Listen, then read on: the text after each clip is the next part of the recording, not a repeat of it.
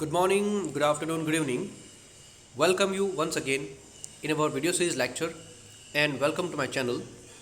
Before we start further, let me make you request that as you people are liking my videos, please do not forget to subscribe to my channel and give your like and press the bell icon so that you will get the instant notification as soon as I upload my new videos.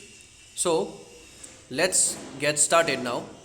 अब तक हमने हमारे इस chapter number 17 में poverty alleviation programmes के बारे में discuss कर रहे थे और उसमें हमने ऑलरेडी जो है अलग अलग स्कीम्स के बारे में इंफॉर्मेशन कलेक्ट कर ली है और उसमें हमने प्रधानमंत्री कृषि सिंचाई योजना के बारे में बात करी, prime minister farm safety insurance plan के बारे में बात करी, नेशनल ड्रिंकिंग वाटर प्रोग्राम्स के बारे में बात करी और इनेम स्कीम के बारे में भी हमने बात कर ली है। ठीक है, और ग्राम उदय से भारत उदय के प्रोग्राम के बारे में भी हमने बात कर ली है, जिसमें हर तरह की चीज़ फार्मिंग से लेकर जो है एनिमल हस्बेंड्री और रूरल एरिया के जो यूथ है उसको एम्प्लॉयमेंट देने तक और हर तरह का रेनोवेशन वर्क जो गांव के अंदर होता है। ठीक है, तो ये सभी की सभी चीज़ें जो है वो हमने ग्राम उदय से भारत उदय के अंदर देख लिया था। तो आज के हम इस वीडियो में बात करने वाले हैं दीनदयाल उपाध्याय ग्राम ज्योति योजना। देखो, दीनदयाल उपाध्याय के नाम से बहुत सारी और दूसरी स्कीम्स भी चलती है, लेकिन वो सभी स्कीम्स वो हमारे सिलेबस में नहीं है तो हम उनके बारे में बात नहीं करेंगे। इसमें है दीनदयाल उपाध्याय ग्राम ज्योति। देखो, ग्राम का मतलब होता है गांव, ज्योति। अब ये ज्योति जो है हमें इस नाम से एक ही चीज़ दिमाग में पहले आती है और वो है लाइट। ठीक है, ग्राम ज्योति योजना। तो ग्राम ज्योति योजना का मतलब इलेक्ट्रिसिटी से कुछ रिलेटेड होगा, आपको ऐसा याद रखना है, क्योंकि ज्योत जब जलती है तब क्या होता है कि लाइट आती है, लाइट। ठीक है, तो बस यही चीज़ आपको याद रखनी है इस तरह से आपको। तो दीनदयाल उपाध्याय ग्राम ज्योति योजना, this plan is an effort to supply the electricity to the rural areas without any hindrance. Hindrance का मतलब without any kind of obstacles, किसी भी तरह की अड़चन के बिना, किसी भी तरह की कोई प्रॉब्लम्स के बिना गांव के अंदर, रूरल एरिया के अंदर इलेक्ट्रिसिटी प्रोवाइड करवाना या फिर सप्लाई करना। ठीक है, क्योंकि गांव के अंदर इलेक्ट्रिसिटी की बहुत ज़रूरत होती है। ठीक है, फार्मिंग वर्क के लिए, क्योंकि देखो आज भी हमारे गांव के अंदर बहुत सारे खेत ऐसे हैं, बहुत सारे फील्ड्स ऐसी हैं कि जो वेल्स एंड ट्यूबवेल्स पे ही डिपेंडेबल होती है फॉर इरिगेशन।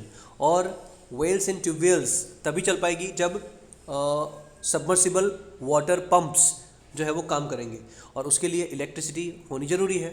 ठीक है, तो इसीलिए गांव के अंदर जो है डे एंड नाइट प्रोवाइडिंग 24/7, ठीक है, electricity at homes and at farms at very concessional rates, क्योंकि फार्मर्स वो उस रेट पर इलेक्ट्रिसिटी अफोर्ड नहीं कर पाते हैं जिस रेट पर हम जो है हमारे घर पे जो डोमेस्टिकली जो हम इलेक्ट्रिसिटी का इस्तेमाल करते हैं, तो पर यूनिट जो चार्जेस है 7 to 8 रुपीज़ जो भी हो। ठीक है, तो वही रेट पर फार्मर्स जो है वो इलेक्ट्रिसिटी को अफोर्ड नहीं कर पाते हैं, राइट। तो उनको बहुत ही कम दाम पर कंसेशनल रेट में इलेक्ट्रिसिटी मिलनी चाहिए।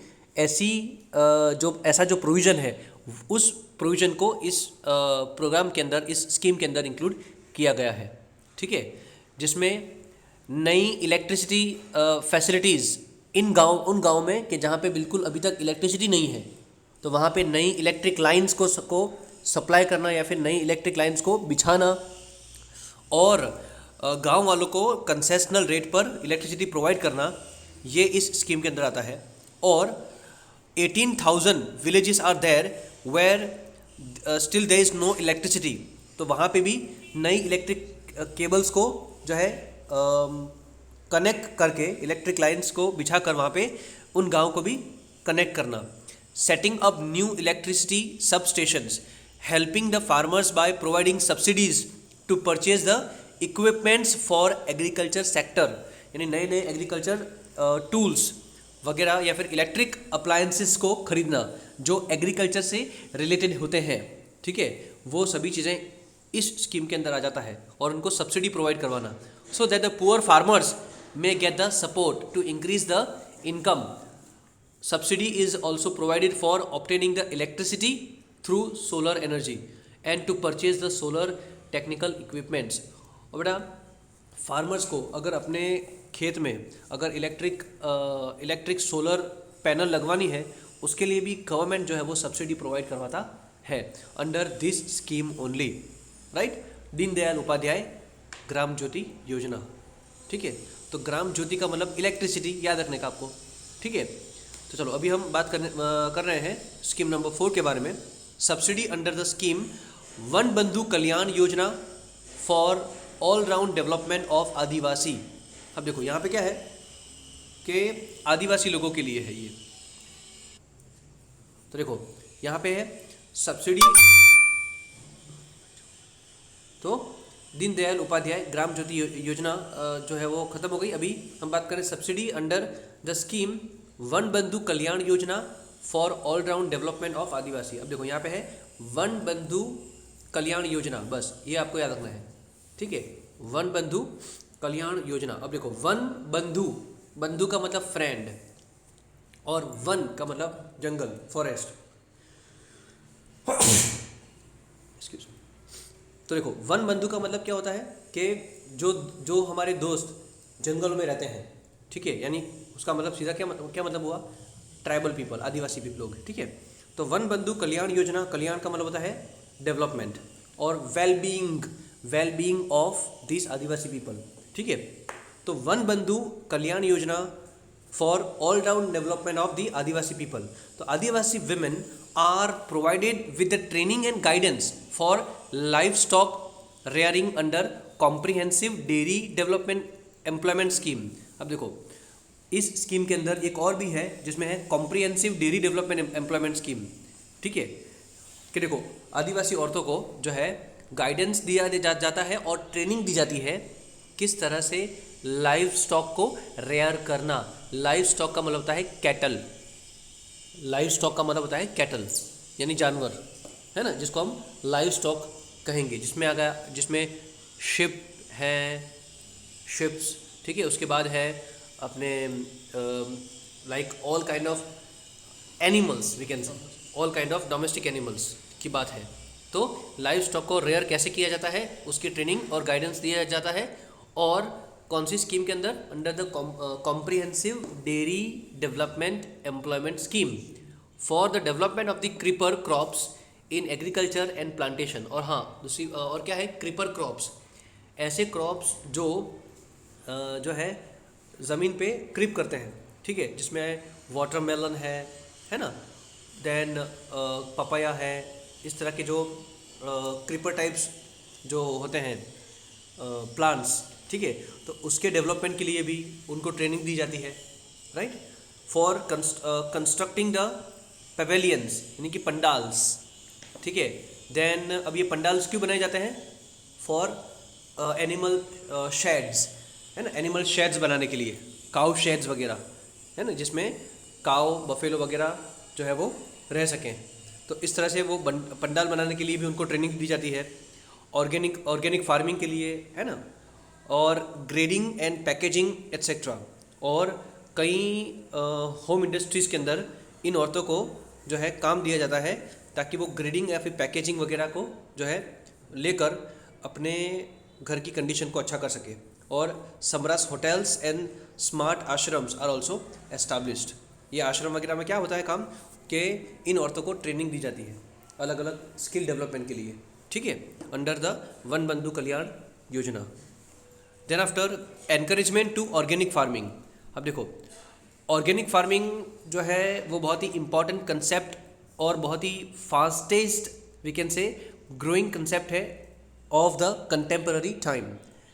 वाई? बिकॉज सिंथेटिक फार्मिंग जो अब तक होती आ रही है, ठीक है, जिसमें फार्मिंग के अंदर जो पेस्टिसाइड्स जो फर्टिलाइजर्स इस्तेमाल होता आ रहा था अब तक, तो वो केमिकल वाला था और जिससे कि हमारी हेल्थ को बहुत ज़बरदस्त नुकसान पहुंचा है। तो अब फार्मर्स ऑर्गेनिक फार्मिंग की तरफ जा रहे हैं और ऑर्गेनिक फार्मिंग को इम्पोर्टेंस दिया जा रहा है, ठीक है, जिसमें नेचुरल तरीक़ों से ही सब कुछ किया जाता है, तो हमारे खाने के लिए भी वो हेल्दी होता है, राइट। तो इसलिए ऑर्गेनिक फार्मिंग को एनकरेज करने के लिए in this helping farmers in registration, paying fees, help in the purchasing farm products, और वो भी कौन सी फार्म प्रोडक्ट्स, जो ऑर्गेनिक हो वही। Arrangements for training and education of farmers, यानी अलग अलग एग्रीकल्चर फेयर के थ्रू, है ना, फेयर्स रखे जाते हैं, मेला वगैरह जिसको बोलते हैं हम, तो उसके थ्रू उनको एजुकेशन दिया जाता है, ट्रेनिंग दी जाती है कि किस तरह से वो ऑर्गेनिक फार्मिंग की तरफ जा सकते हैं।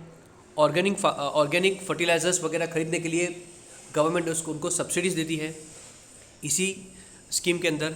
और finance at the low rate of interest and agreement for setting up the proper market along with the environment protection and reduction in the expenditure in agriculture sector are major objective of this scheme. यानी ये scheme में simple चीज़ आपको ये समझनी है, organic farming को encourage किया जाता है, फार्मर को सब्सिडी दी जाती है ताकि वो ऑर्गेनिक फर्टिलाइजर्स को या फिर ऑर्गेनिक पेस्टिसाइड्स को इस्तेमाल कर सके, ठीक है, और हेल्दी क्रॉप्स को ग्रो कर सके। बस इतना ही आपको याद रखना है, बाकी सब चीज़ें याद नहीं रखोगे तो चलेगा, राइट। फिर है chief minister village road scheme. Under this scheme planning is done, देखो chief minister village road scheme उसके नाम के मुताबिक ही है, विलेज के रोड को बनाने के लिए, ठीक है। तो उसमें क्या है, प्लानिंग की जाती है regarding the work related to the roads. Village panchayats were also were taken help to connect the villages with one another through the roads and highways. Programs like construction of the toilets are also implemented under these schemes, ठीक है। और अभी हम बात करेंगे माँ अन्नपूर्णा योजना के बारे में। तो under this program absolute poor families, जिसको हम बोलते हैं BPL, ठीक है, या फिर एक्सट्रीम पॉवर्टी के अंदर जो आते हैं, एब्सोल्यूट पुअर के अंदर आते हैं वो लोग, तो people living under the below poverty line in city areas और in village areas are given 35 kg food grains per family, यानी कि family of 5 members जिसको कहते हैं, every month by Gujarat government which is provided free of cost। तो Gujarat government जो है वो फ्री ऑफ कॉस्ट 35 किलो तक जो है अनाज फ्री देती है, और उसके बाद अगर एक्स्ट्रा उनको चाहिए, ठीक है, the poor people of middle class are given 5 kg food grains, और जो मिडिल क्लास के जो लोग हैं ना उनको 5 kg तक मिलता है, ठीक है। जो बहुत ज़्यादा पुअर हैं उनको 35 kg, और जो मिडिल क्लास में आते हैं उनको 5 kg, in which wheat is given at the rate of at the cost of ₹2 पर kg, यानी कि सिर्फ 2 रुपया किलो वीट। राइस जो है वो 3 रुपये kilo, and at fair price shops ये सभी चीज़ें दी जाती है। तो देखो देश में कितनी फेयर प्राइस शॉप्स है, 3.82, sorry I bag you pardon, it is यानी कितने लोग फ़ायदा उठा रहे हैं उससे, तो 3.82 crore people who are covered under this scheme get the benefits of food security. ये फूड सिक्योरिटी जो हमने देखा ना कि पॉवर्टी एलिवेशन प्रोग्राम के अंदर हमने जो कैटेगरी देखी, 5 कैटेगरी, उसमें से ये कैटेगरी में आता है माँ अन्नपूर्णा। मैंने आपको उस वक्त भी मेंशन किया था, ठीक है, हमारे पिछले वीडियो में। तो फूड सिक्योरिटी के अंदर आता है, तो ये फूड सिक्योरिटी के अंदर आ जाता है, 3rd पॉइंट है वो, ठीक है। तो 3.82 crore people are getting benefit of this scheme, because of which a large sum of money spent on food will be saved, कि जो पैसा गरीब लोग जो है खाने के लिए ही लगाते हैं वो पैसा वो बचा पाए, और उनकी जो फाइनेंशियल कंडीशन है, अपनी जो लिविंग स्टैंडर्ड है वो उसको ऊपर ला सके। Objective behind it is to bring happiness on the face of people of this people, because they would be spending their saving to purchase other things and improve their living standard. तो ये था हमारा Maa Annapurna Yojana. Hope you have understood this. And ये जो scheme है संसद आदर्श ग्राम योजना, ठीक है। तो देखो अब संसद आदर्श ग्राम योजना, ठीक है, जिसमें हम कह सकते हैं कि संसद का मतलब होता है पार्लियामेंट्री मेंबर ऑफ पार्लियामेंट, ठीक है।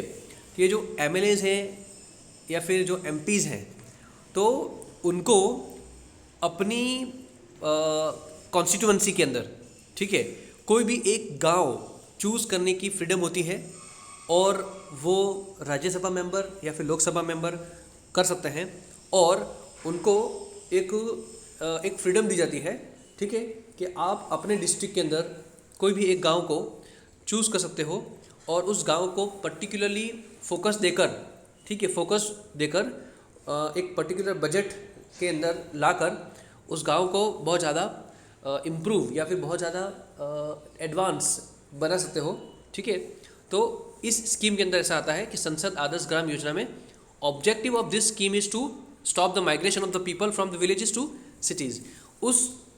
इस स्कीम का मेन ऑब्जेक्टिव क्या है कि जो गांव में लोग रहते हैं ना, तो उनको वहीं पे काम मिल सके और ये माइग्रेशन जो है वो बंद हो जाए, और उस गांव के अंदर जो स्कूल्स हैं, जो हेल्थ सर्विसेज हैं, रोड है, सैनिटेशन है, ठीक है, और एजुकेशन है, हर एक डिपार्टमेंट के अंदर या फिर हर एक चीज़ के अंदर उस गांव को बेस्ट बनाने की कोशिश की जाती है, ठीक है। फिर लाइटिंग वगैरह है, वाटर सप्लाई है, right, drinking portable water and all, तो हर चीज़ के अंदर उसको अच्छा किया जाए उस गांव को। तो उसके अंदर क्या होता है कि member of parliament they are getting the opportunity of selecting one village in their constituency in order to improve the education, health, employment facilities in the village adopted by them in their constituency, जैसे मैंने आपको अभी कहा। Thus they set up the ideal village, और इस तरह से वो एक आदर्श गांव बना सकते हैं। Other than this, to create permanent public assets, यानी कि उसका मेन दूसरा रीज़न ये भी है कि गांव के अंदर एक ऐसा पब्लिक एसेट्स खड़ा किया जाए, यानी कि एक पब्लिक प्रॉपर्टी, ठीक है, कि कई बार कई गांव के अंदर जो है गार्डन वगैरह बनाए जाते हैं, ठीक है, ताकि लोग बाहर से आएँ और उस गांव को देखें और उस गांव की तरक्की हो, ठीक है। To develop the opportunity for good life, rural upliftment, taking care of the cultural heritage, और गांव में जो जगहें होती हैं, जो पुराने मंदिर वगैरह होते हैं, तो उसकी भी जो है टेक केयर की जाती है, ताकि वो भी एक टूरिस्ट स्पॉट की तरह उसको भी हम प्रमोट कर सकें आगे जाकर। Creating the opportunity for employment through social harmony, increase in the human development etc. तो उस गांव को एक आदर्श या फिर एक आइडियल विलेज बनाने की कोशिश की जाती है अंडर दिस सांसद आदर्श ग्राम योजना, ठीक है। तो आशा करता हूँ आपको ये चीज़ समझ में आ गई होगी, और हमारे जो नेक्स्ट वीडियो है उसमें हम बाकी जो स्कीम्स हैं उसके बारे में हम बात करेंगे। तो till then stay safe, thank you, good bye.